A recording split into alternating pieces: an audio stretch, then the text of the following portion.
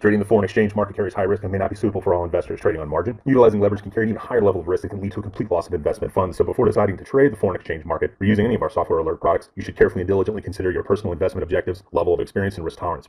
There is a possibility that you could potentially sustain significant loss. You should not invest any capital or trade that you cannot afford to lose. It is your responsibility to be aware of and understand all risks associated with foreign exchange trading and to seek professional advice from an independent certified financial advisor if you have any doubts. Auvoria Prime does not exercise trading authority over your trades. You and you alone exercise discretionary trading authority over every trade. We are looking at September 6th, again, bank holiday for both Canada and U.S. Kind of a weird day today. Gearbox, I did recognize a loss on Gearbox, which is normal. We're going to have losses just like our disclaimer says. We aren't going to win every trade, but looking again, this is the first week, real week, business week of the quarter. It is also first business week of the week, or month, I should say, of September.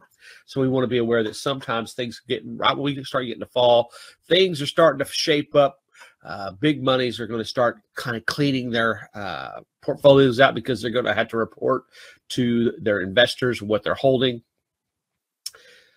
So I'll see some monetary policies. And we want to be aware of these. But with this strategy is very, very simple.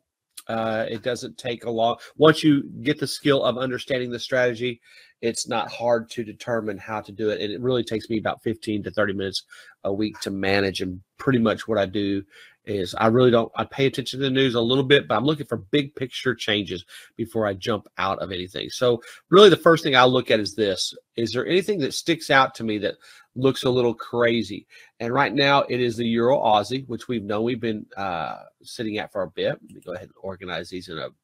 You can see I'm sitting here. Daily, we're growing, so we're in the right direction with most of these things. But we want to look at the Euro Aussie as we go through to see if there's been an actual picture change.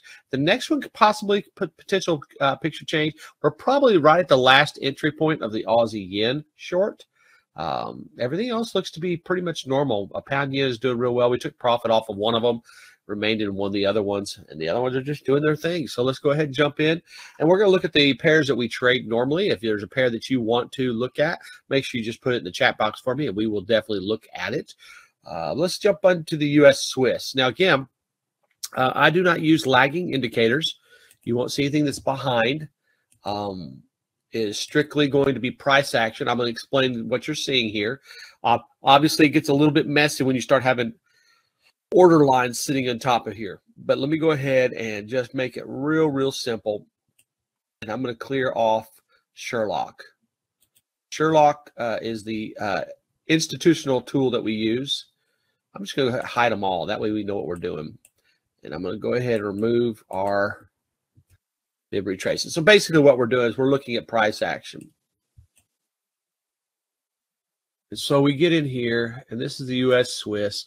And if we notice the U.S. Swiss with SSI, everybody's mainly long. So I also like to confirm that. I'm using FXCM platform in a demo. I really like how the charts can be controlled and drawn on. It's not available for U.S. to use as an account.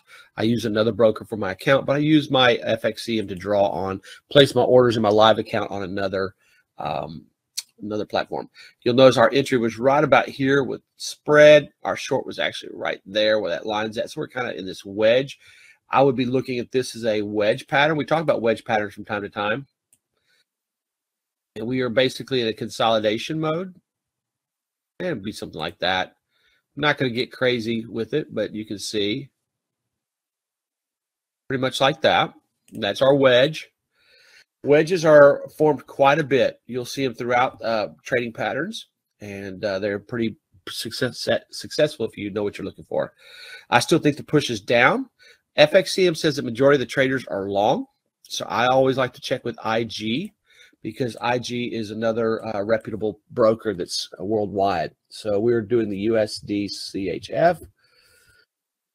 73% of the traders are long. What I use is what we call contrarian. You'll hear some people say that, 90% of the traders, that's nonsense, or lose money, but apparently 90% plus lose money.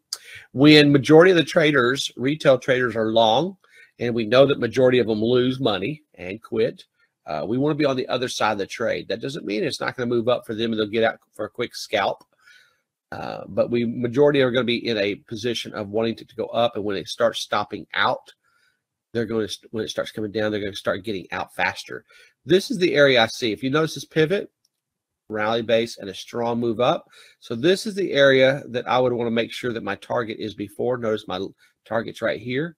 It's well before here, but you notice it's also sitting on top of a line all the way. Always look left, look left, look left. Where we're sitting at is 90.50. So I might want to bring that into 90.53 because it was spread, something like that. Right now I'm sitting at 90. I'm going to go 53 just to make sure I get the spread. Not a big deal. We just get it in front. But we can see a nice pivot here and a rally base rally. That's another one. But that's what we're looking at. We're looking for these strong moves up. We can't make this. Remember, this is a daily chart.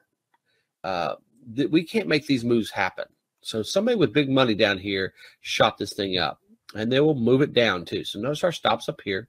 But what we have is a couple tools that we use to help us kind of zone in our eyes. Number one, we use Atlas for our playground, which is our standard fib numbers, not pulling from a high to a low randomly, but it's set in stone, and Sherlock. So let me go ahead and show these now. Okay, Sherlock is the one that draws the colors for us. Dark green means it's never been back there. It is clear that nothing's been there, so it's what we call fresh. And we notice right here, both of these areas are the key areas that I mentioned before. Down here, and the cool thing about Sherlock is when your eyes get confused with what you're seeing, it will identify key institutional price points for you. So when we go into our tool, I have our tool. This is a pretty extensive tool. Matter of fact, we're making it for MT4, but we're going to get rid of some of this other stuff that we don't use very often and really get it to be simplified. Now, what I do, and you can do whatever you want to do, on the swing, I use strong, but on day trading and scalping with Al, I use extra strong.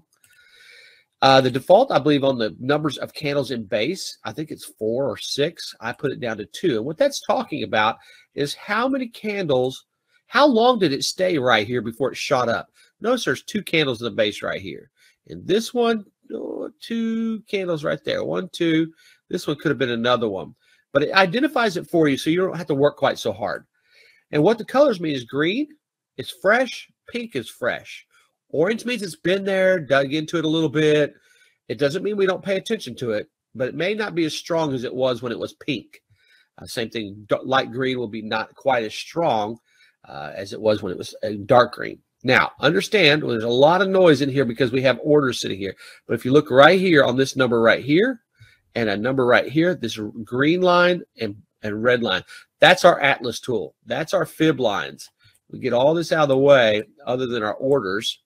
You'll see a blue, green, red, blue. This is our playground. Overall, in a long-term picture, this is our playground. But if we really want to get specific on where we really want to play, we really want to play in between here. And that's exactly what we're doing. That doesn't mean we can't dig down in here and use the top parts. But the closer we get to these blue lines, the more significant the resistance to get through them will be. Notice the 1, obviously. This would call it 8,400. But these numbers are automatically plotted for you, and people don't know why we use them. But let me show you why. I'm going to take Sherlock off of here so you can see it a little bit better. I want to, and we like to use the word squish and squash. What we're looking for is, because we don't have all the information in front of us that institutions and banks have, we don't have the inside news that they may have, we only can go with price action. And price charts are the only really lagging indicator that you have on your chart here, because a price, even a candlestick, is slightly behind what's actually happening. It's already happening and it's plotting it. So what we're looking for, if you notice this blue line, yeah, we have some overshoots. Notice the blue line's been a key area of resistance when price is below it. Notice here, when we got down to the red line, we bounced all over it. We've had some overshoots, and sometimes it just stalls there and then moves away. But if we can catch the stall in a breakout or a retracement bounce, that's a key point, like right here. If everything was telling us to be long, we could have been long right there at the red, popped it right back to the blue. Basically what happens is red to blue, blue to red, then red to green, red to back and forth, back and forth. And when we get down to these key points, now this is an anomaly right here. Do they happen? Absolutely they happen. But look where they've stopped every time. And we can play those on the way down. That's a pretty strong move. Right now, we're pretty much sideways across the board. We use the SSI indicator. SSI means speculative sentiment. This is just telling me that majority of the FXCM traders are long, just like the IG showed us. When we have numbers between 125, 1.30, those are pretty good numbers to be paying attention to. Anything in the middle right here, I don't like to deal with because it can flip really, really quick. The higher the number, the stronger the move overall, as far as strength of potential move, because that's where most of the traders are. And as we know, 90% traders lose money, 5% break even. The rest of them are making some sort of income. So when we're looking at SSI, we're using it to not only to establish what the trend might be, but also to establish what side of the trade we're really looking to be on. So in this case, we are looking to be short. So with that being said, let's go ahead. We've already done our short position. What I like to do is I've already seen what Sherlock showed us, but I like to come in here because I'm a little bit more impatient. And I found this little trick. When I take a Fibonacci retracement tool and I pull it from a line, a Fib Atlas line to another Fib Atlas line, I find this nice little rhythm inside where price happens to move about. So in this case, I've got it backwards because I went for the wrong direction. So let me go ahead and redo this. I usually take it top to bottom. I was thinking something wasn't looking right. It's because I went the wrong direction. Top to bottom. And the rule simply states I cannot be short inside of here. Notice where my short was, right above the top. Right above the top. I cannot be short anywhere at the 9109 area. So this is my long area. So notice I got in just above there, hoping it can move back down. Now, if this thing will close below here again, now that it's past the 38, I have to go back to the rule again. I could play this down, and if it goes down here, then I can play in this area again. But right now, we're in good shape. There's nothing really that I would want to be changing anything. I would want to move this above the pivot high, though, just to get it out of the way. Again, my stops are not, they're not used to stop me out. They're used to have a protective, what I call an oh crap stop. If something really goes wrong in the market and I'm not able to watch it, then I want to make sure that that's there to protect what I can protect. Otherwise, every day I just check it. And right now we've got an entry sitting right here at the 38, waiting to be touched. And it could be touched. It may not be, but we're already in it here. So we're just waiting for this one. It barely missed it twice since we've been in. And we're okay. I put that order in after it moved away, waiting for it to rebound. Did not get in, did not get in. And so we're forming this little wedge. I don't know if we get up there, it'll be a nice bounce down. And notice my target is inside of here. First target's usually 70 pips on this particular pair. I don't go too far. All right. Let's go ahead and dive into another one because there's really nothing here on that one. It's just still doing its thing. Pound Swiss, or not Pound Swiss, Pound US. We looked at these on Saturday morning, so there's not a whole lot that's changed since Saturday morning. That's the cool thing about this session. If you're not here, it's cool. Now, we did get into a position the other day. Pound US shows to be long. Strangely enough, it's flip-flopping. So this is at 1.22. Not as confident in that number. So what I would definitely want to do is go over here and see what IG says. And if there's a conflict, I try to avoid it. In this case, it says to be short. So I lean more to the IG when it's that way, and you can tell. But this tells me there's a conflict and that we're most likely sideways, which if I were a new trader using this system, I would not be getting in. Not until it was clear on both sides. But I'm in the meat. I got in on this candle just as we prepared, a week or so back. I have another entry sitting at the top part. Final entry, we'll wait and see what happens here. I do not have my Sherlock tool on, but you can tell I'm not trying to go very far with my first target. My second target's way on down here. Okay. I'm just trying to get that 70, 75 pips on that range. That's all I'm trying to do. And we could do it. It could move on up here too. So we'll just wait and see. Again, this one's not clear. I would not jump into this one immediately. Next pair would be pound yen. Been liking this pair. This pair has been doing real well for us.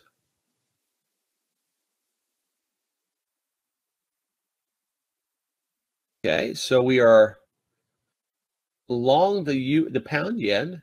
And what does it say on SSI? 1.4. That's a good number. Always confirm it on the IG because you don't want a conflict. My bet is it's probably the same. It's probably short. Yep. So majority of people are short. We're going to go long. We identified our early entry aggressive, our moderate, and our conservative. We did that a while back, a couple weeks back.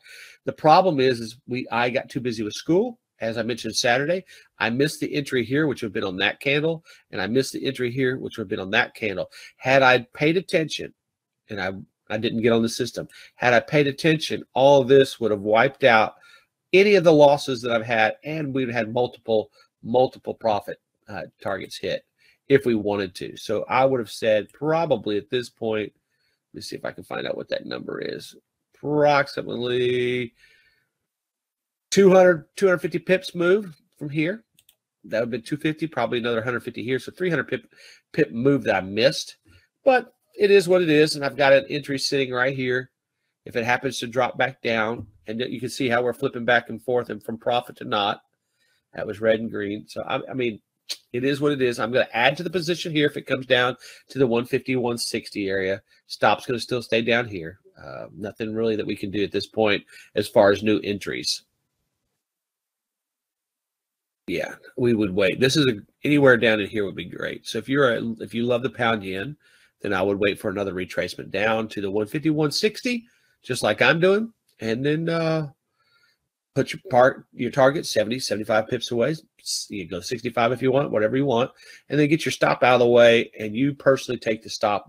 When the picture changes, get out. And we're going to see a picture change here, probably on this pair, pretty darn close to it. Can't help it. It's the Euro Aussie. And I don't trade this one live. I took this one in demo. I say I don't trade it live. Rarely do I trade it live. But I did take it in demo just so we could see more practice time, because that's what we want to see is practice time. It has kind of turned weird to us. The Euro Aussie was supposed to be a long, and as my charts are loading up, go ahead and go over to our IG account, see what it's telling us on their side. Euro Aussie. 68% are long, so I would really want to be short. Okay, now we have to determine, is this going to be a short? Is the picture changed? And if it is, just take the loss. Just take the loss. Right now, I'm in it long. Looking at the overall, you can see my stops down here. Here's the overall trend. And just understand, when you're doing wealth bucket or swing type trading, you're going to have pullbacks like this. This is not the same way it moves up, it moves down. Now, I would think that this area right here is key. So right now, the picture hasn't changed for me. Now, let me go ahead and add the indicator of Sherlock, because that will give us some hint as to where institutional buying happened before.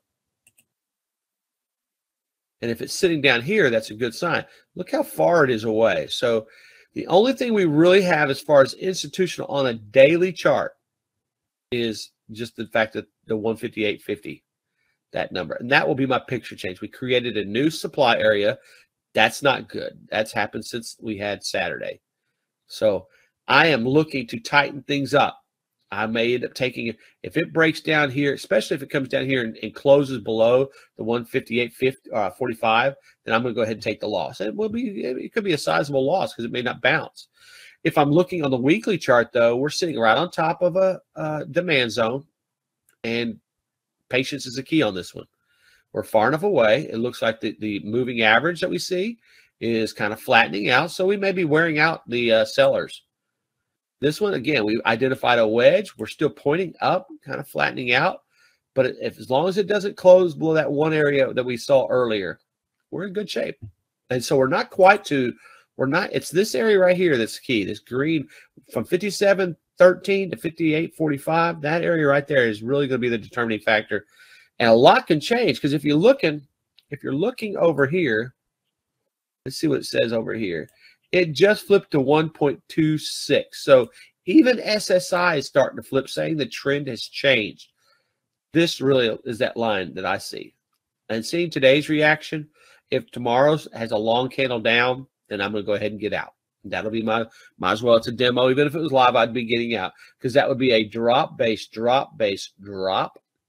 Yes, it can move back up a little bit, but we don't want to be on the wrong side of trend.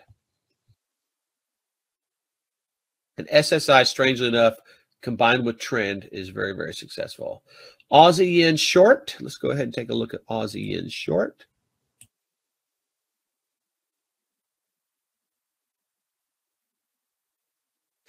Taking a little heat on this one too. Aussie yen just went green, 1.03. Not strong. Let's see what IG says though.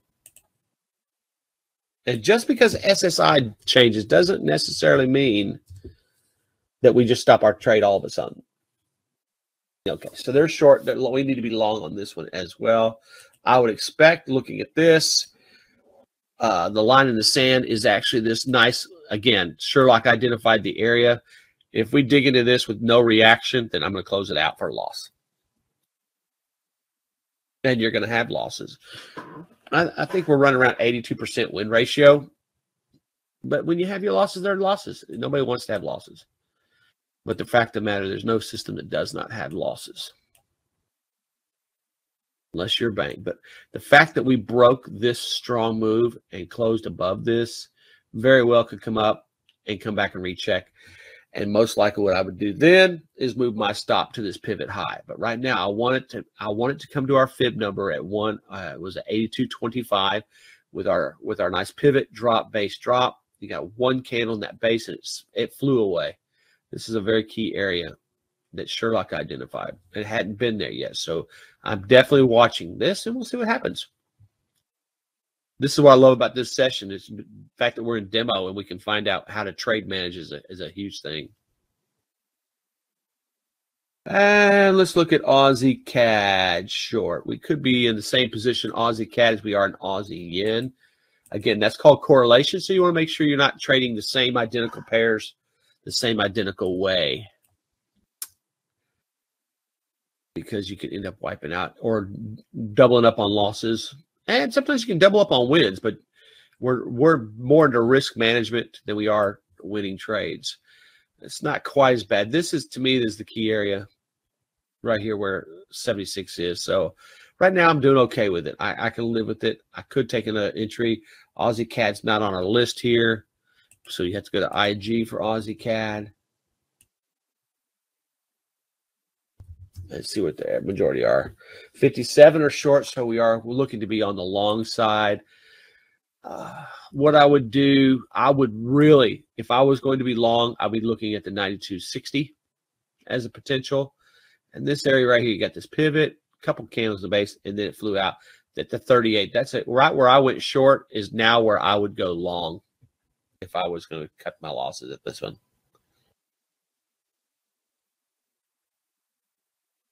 And I would be looking, what does it do when it gets to the 9,400?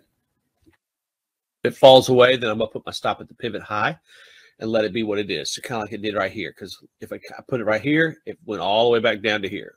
And that's okay. If it could do that again, that would be great. So let's look at a pair that we haven't talked about. Let's see something down here. German, Euro, Yen, US 30, oil, S&P 500. Still going up. Let's look at the Kiwi US. Kiwi US is really pretty good with this strategy overall, and we're not in any trades. We'll clear off all our stuff. We'll start from scratch so you guys can see what it looks like from scratch. That's always helpful each week to go through one that's completely from scratch. So let me go ahead and turn that off so you guys don't get tainted. Your eyes will start seeing where these zones line up. That's the key what Sherlock does. Not only does Sherlock identify, but your eyes start watching what Sherlock does, and it helps. Okay, because all we're doing is looking for what we call supply and demand zones, support and resistance, whatever you want to call it, and key price action points. That's all we're doing. So, okay, first and foremost, we need to identify our playground. Our playground is used by Atlas. Nice tool here. You can see how green, if price is below, is a resistance. When it breaks above it, closes above it, it many times will become that support that we need. In this case, it was an overshoot, head fake, and continued on. But it really has come all the way back, almost down to blue. And just so you guys can understand the power of the numbers, look to the left. Look what's happening. Yeah, we overshoot. We stalled out here first, then we broke. So I think this is going to be your great support. Resistance, and we hung around here. Look how many times we just sit there at that line. Just it's insanity. And yeah, you're looking at this and go, well, that didn't hold. But I want you to look closely at it. Look at the red where it did hold. It stopped it, went up, came down, couldn't close below it. And then it finally broke right here. And what did it do? It went back and retested it and used it. Once it broke and closed below it, what was once support became resistance, and it moved away. Same thing with this one. Yeah, it broke, but it couldn't close below it. Tested it 3 times and backed it up. Came all the way back to the red line, started moving back down. Came back up to the red line, moved back down. Now, this is a sign that we may be breaking up, and it did. We had a break and a close above, came back on the next candle, retested it, finally moved away. Now, where are we going to head? We're going to head to the blue. It closed barely above. That wasn't a strong one. Then it lingered and closed below, closed above, and lingered. You got this nice M formation that didn't hold up, but it did fall, and it became resistance again. And we finally had it break away right here. And where did it go? Went to the green line and didn't close above it. Came back down, had it close above it, and then it slammed back down and closed below it. Retested it, fell away. Tried to do it again, fell away. And so you're just going to watch the line come all the way back down, and you'll find when we get ready to show you another thing that we could have predicted all this. Came up, fell away. Came up, fell away. Came up, fell away. Back to the basically same location, and you will see why that location is kind of a funny way of planning it. So we come over here to our fib lines, our Atlas. We draw our fib tool from line to line. And the game basically is this. Depending on what SSI tells you, price is above the blue line now, so I'm good to do this. Anywhere in there, I want to be long. Anywhere in here, I want to be looking to be short. That's it. If I'm with SSI. So right now, we're coming into this area right here, and I want you to notice how we figured that. I mean, this was just not a fluke. Nothing happens for fluke reasons, but if I were to extend the 76 line, I want you to look across what's happened at this line. Looking left, key price point. If I were to do the same thing with the 26, oops. Don't know what that is. Advertisement of some airport city. It's an airport city. I don't even know what that is. Okay. Airport city of some sort of game. That's weird. So right here is our line where we came back before. 23 will be, if we look back historically, 23 is a key line. The next, so these, you got your green line that's strong, your blue line is strong, your 23 is strong, 76 is strong. Your next one that you want to focus on is that 50. And look what's happened historically at the 50. Looking left, squish and squash. So we can predict ebb and flow of market based on these fib numbers. Now, 61 and 20 and 38 are important too. They're important, but that 51 definitely is. And notice where it stopped. It stopped right here after 76 and fell away. I think it's going to go up, but I wouldn't get in it yet. So what do we do now?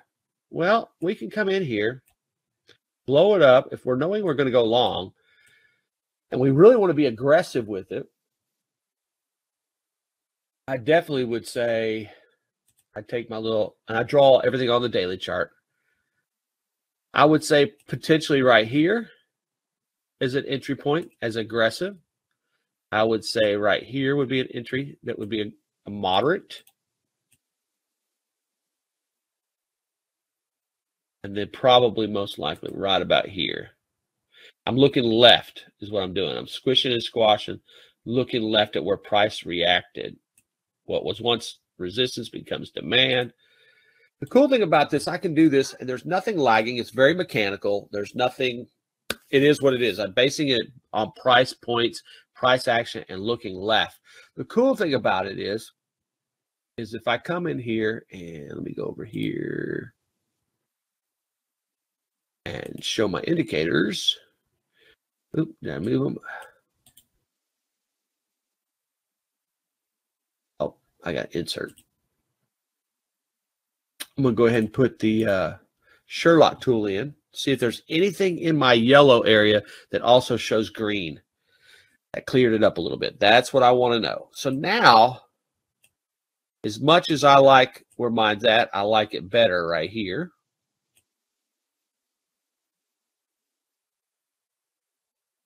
And the further I can move my entry zones away, the more room I have to make profit. So now what I do is I know I have a nice demand zone sitting right here at the 38. That's one daily. What I'm going to look for is multiple time frame analysis. There is plenty of room going up and plenty of room going down, okay, without institutional price points. This is definitely institutional right down here. So, but we're playing inside this middle range. That's what we want. And so I want to take my drawings I've done on my daily, drop down to that 4-hour chart. And you can do it if you like. If you don't like long-term swings, then drop down to the 6-hour and do the same thing. Start with your 6-hour, then go down to your 2-hour, and then your 1 hour. It doesn't matter what time frame. The higher the time frame, the longer you're going to be in the trade. So if I'm looking at my aggressive place, it's really not bad, but it's aggressive. But look at all this right here. That's what I'm looking for. That one may be better. But we've got confirmation of this one right here. This move right here cannot be done by us. This is what we call a level on a level. So this area right here, this Sherlock tool was not showing this on a daily. And we just put our circles in without any help from Sherlock because we were looking at key price action points. Notice where our zone started, right at the 38%. And it's really, I draw what we call body to wick. If I went wick to wick, it would be right at the 38. And this is a nice level on a level with the back line being very, back level being the most secure, sitting at the 23. Okay. So I have zones here touching. This one's the only quirky one so far. I like to go to 6-hour. The higher the time frame, the more confident I am with the particular zone. Now that looks better. I have a zone in here. Very nice, strong move up. Notice we have one candle in the base with a drop, base, rally, and it's right there. And I have identified that. This one's kind of similar. It's a drop, base, rally up. That one's touching that one, and this one's touching this one. Now, I can bring this one down a little bit. Does not matter. Perfectly fine. I can encapsulate that entry. Okay, so that's good. Then I go one more. And then I start setting and forgetting my trades. Nice. Yeah, I really like this zone right here as my aggressive entry. It may not. We can see where we're going to get into trouble. I mean, it shows us where we should not be going long, and here's the reason why. Sherlock says don't go long because you won't get your target. All three of these are good. So what I would be doing right now is I'm going to go ahead, looking left. I'm going to go ahead and set my set and forget. Again, this is on demo. I'm not telling you how to do it. I'm just showing you how I do it. I start with something small. I do not do position size on my demo because of the time. I have a calculator that I use for my live account. So I'm going to put my stop 600 pips. If you aren't comfortable with 600 pips, don't put 600 pips. I get it far enough away that where the broker won't tap me out. I manually take my own trades out. I stop myself. I don't let the broker do it for me. So what it looks like is this. If you notice, my stop is way on down here. And I'm going to go ahead and bring it up just about to here. Not a big deal. 552. Just so I can still see it in screen.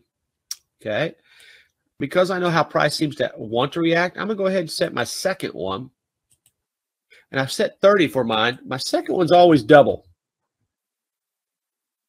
And I'm going to go 500 with this one, negative 500. And I'm going to make sure my stop's on the same, not 5,000. I'm going to make sure my stop is on the same spot. In this case, I'm going to put 200. I'm going to find out where the 200 limit falls. It's right before this one. I'm really don't want to be quite that high. I would be right there at the 71.62. Still 175 pips. I'm good with that. And then I close up my stop. Get them close, and I'm done. I do not set the third one because that third one's so far away, picture can change before it happens. So I don't want to set the third one. You could if you wanted to. I just don't. And then we just wait. Now, if this thing comes up and closes below here, then this turns green. Then I can get in somewhere in here. Most likely my zone will be at the 71.60. But right now we just got to sit and wait. And we wait for it to hit. All right, guys, we've done about 40 minutes of lesson. There's no questions. I haven't seen anybody in the chat box, so we're going to call it a night. And if you have any questions, just email us. And don't forget to have to visit Al in the mornings. And Eva's sessions are, I believe, they're 8 o'clock Central on Saturday mornings. And then I have my Saturday morning as well. Pierre has been in Haiti dealing with some family issues due to the earthquake. So he will be back doing some pre-market analysis for you guys in the very near future. So things are growing. We're looking to add some more to Hawkeye session. So keep in tune. Make sure you find us on AP Social and keep in touch with us. If you have any questions, let us know.